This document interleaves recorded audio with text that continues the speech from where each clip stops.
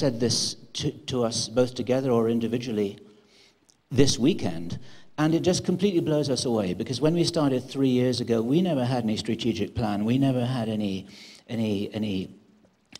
sort of sense of how the future would roll out. We just planted a little seed in the garden because we had this seed in our hands, because we manifested it in our minds about something that we could do together. I think you all know the story. And the message here in this, and in a minute I'm going to give the mic back to Kerry. The message here is not, look at us, we've done this, we're on stage, you're there, we've got something to teach you. This is why I gave up teaching, because I realized that I had more to learn from the kids than the other way around. You know, it's not that kind of relationship. It's not that at all. The fact is that we're all in this together, and if there's anything that we want you to take away from this, it's the fact that all of you have got some sense of mission, some sense of purpose. There's something that you can do. You may not know what it is yet, but you probably can feel it right now. If I'm talking to each of you individually, what is it that you are here to do? Just start. You never know where it's going to take you, and it might happen far more quickly than you could ever imagine, especially given some of the conversations that we've been hearing about mentoring and support, and we can tell you 100 stories about things that have happened to us that are just so magical because we were dumb enough to believe that it was possible, and we didn't think that we had to plan it first.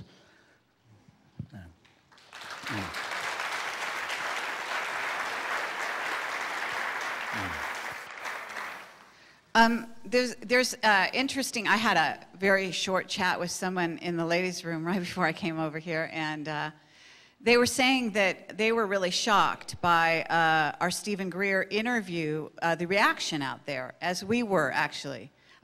It was above and beyond anything we ever imagined, just not only on the internet, on YouTube with comments, but things sent directly to us, both on the positive and the negative side. It was amazing. And what I want to say about that is, and what we need to look at there, this person was saying how people had been triggered, especially what happens is that if you're mind controlled and you have a picture of the world and your picture gets assailed by some information, new information that comes in, the first thing you want to do is attack the messengers, number one. And number two is you're gonna fight the message. And so that's what's going on out there. There are a huge number of people that don't want to know certain elements of what is or may be the absolute truth. And obviously, if you were here with Alex Collier, you know what I'm talking about. And these things are hard to deal with, okay? Because we're here on the earth. You want to have a nice, beautiful view of the future. And when you talk to David Wilcock, at the end of that, I'm sure you will. And we love David, and we agree with him for the most part. But there are elements. It's really a matter of emphasis. It's a matter of knowing the truth and then dealing with it to make a new world. Because that's what's before us. We want to build a new world, and we're doing it, actually. One ground crew member at a time. So anyway, here we go. Basically, we want to deal with solutions, okay, to start at the bottom. And what's the plot? And once you know the plot, then you begin to form your own, so you can make an educated guess, an educated plan about what to do with your future and what to do, who to talk to, where to put your energy, because you have a limited time on Earth.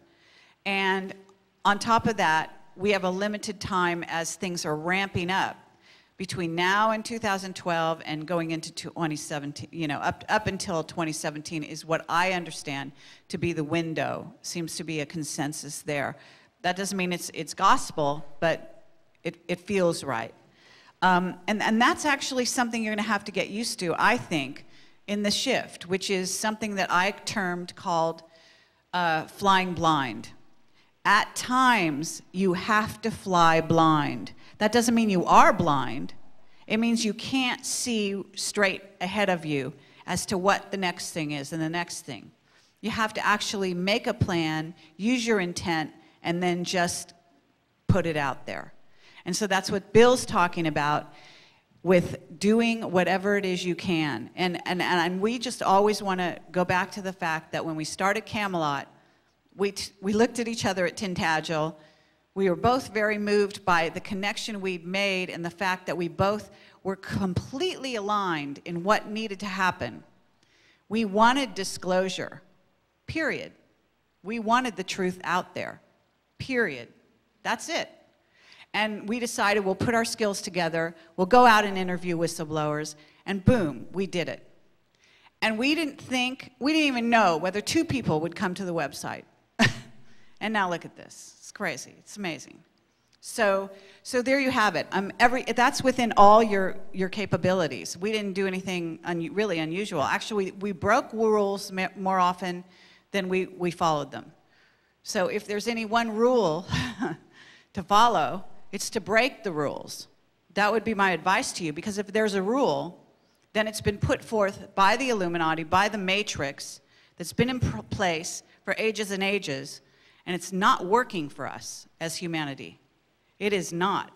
It's not working for us. I mean, the most basic thing, this is a square room, has fluorescent lights. These are not good for you. This is not a good environment, I'm sorry to say. It's not the worst, but it is not good. We are not that stupid, okay? We put our children into schools. They sit under fluorescent lights all day long. They're not outdoors. They don't have healthy food. You name it, okay? Are you going to get an intelligent being 20 years later? Or are you going to get a robot who basically sits and watches TV and drinks beer, etc.? You got to look at that. One thing I noticed when I started working in corporate America is I found this fascinating. Executives would walk down a hallway, lower level executives, okay? They would walk down a hallway, they'd actually sort of hug the edge. It was fascinating. Basically, they were used to sort of crunching themselves down and kind of getting out of the way of someone coming in the other direction. God forbid they would confront somebody. God forbid they would, you know, that their aura would be so out there that they might be in the way. So you've been taught these things. They're very subliminal messages going into your head day after day. And all of us have that. It doesn't matter how enlightened you are at this moment. It's still coming back at you all the time, over and over again. It's like you really need to keep reawakening yourself. And some people wake up and go back to sleep. It's just too much work. George Green has talked about that. It's fascinating. That's a fascinating dynamic. It happens with whistleblowers. And that's something that we are intimately involved with, as you know, and it's a really interesting dynamic. But what you have to do is honor the courage that initially brought them to us, to come out and to talk to you. And that way, even non-verbally, you are giving that person the okay to do it again, to come forward with more information. And a lot of times you can't get that information by just hitting them over the head and saying more, more, more. You're not like little birds with your mouth open, waiting for manna from heaven to come down and just feed you. The whistleblowers are not just going to feed you information, make it all right, and then you can go along your way. That's not how it is. You need to work for the information. The whole point is to develop yourself as a spiritual being, a spiritual warrior in every way. So it wouldn't work if they just gave us the information. What you want to do is develop the muscles, mental, physical, psychic, the muscles to absolutely go anywhere. That means beyond this universe. Anywhere you want to go. You want to know if there's bases on Mars? My answer to you, go there. You have the ability. Go there. You know, I was writing screenplays, and I know I'm going on for hours, but I was writing screenplays. This is how it started, before Camelot. And I would write, and then I would go research, and I would research and write. And what I found out is I would write a scene in my sci-fi screenplay, and I would go out researching, and I would find that scene was documented by real events. It was amazing. I saw those structures on the moon that Richard Hoagland talks about. I wrote about them before I ever knew who Richard Hoagland was. You could talk about Michael Gray and wavelengths. Yeah. Oh, well, that's okay. You talk about that. No, but so what I'm saying is, really, we're all remote viewers.